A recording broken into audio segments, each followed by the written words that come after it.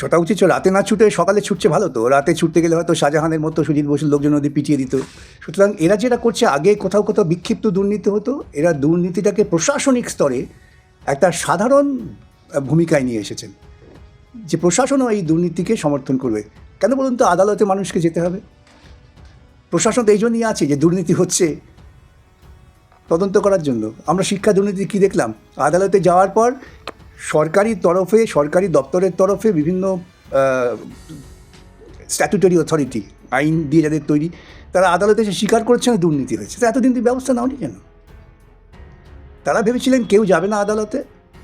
তবে এটা আমার ধারণা, আমি বারবার বলছি, যে বিভিন্ন নিয়োগ প্রক্রিয়ায় এরা পরিকল্পিতভাবে দুর্নীতি করেন, এবং এটা নিয়েই করেন যে এরপরে মামলা হবে। কেন যারা বঞ্চিত হচ্ছেন তারা তো নিশ্চয়ই, তাদের একটা আকাঙ্ক্ষা থাকবে যে আমি এই সরকারি ব্যবস্থাপনায় কেন আমার যোগ্যতা প্রমাণ করে কাজ পাবো না। মামলা হয়ে তখন আটকে যাবে। আমি তো বলছি এই রাজ্য সরকার স্থায়ী নিয়োগ করবে না। কেন? স্থায়ী নিয়োগ করতে গেলে পরে যে আর্থিক দায়ভার নেওয়া দরকার, এই রাজ্য সরকার নেই। তারা তো রাজ্যটাকে বিক্রি করে দিয়েছে। ভারতবর্ষে যেমন মোদি পৃথিবীতে সবচেয়ে বেশি ঋণগ্রস্ত সরকার, ঠিক অনুরূপভাবে আমাদের রাজ্য সরকার, তারা দেনায় এমন ডুবে আছে যে তারা ওই স্থায়ী নিয়োগের দায়ভার নেবে না। তারা ওই কন্ট্রাকচুয়ালি নেবে। তাতে যা হয় হলো, লেখাপড়া শিখলো কি শিখলো না কি যায় আসে। দেখছেন না, সিভিক ভলেন্টিয়ার দিয়ে বিভিন্ন কাজ হচ্ছে।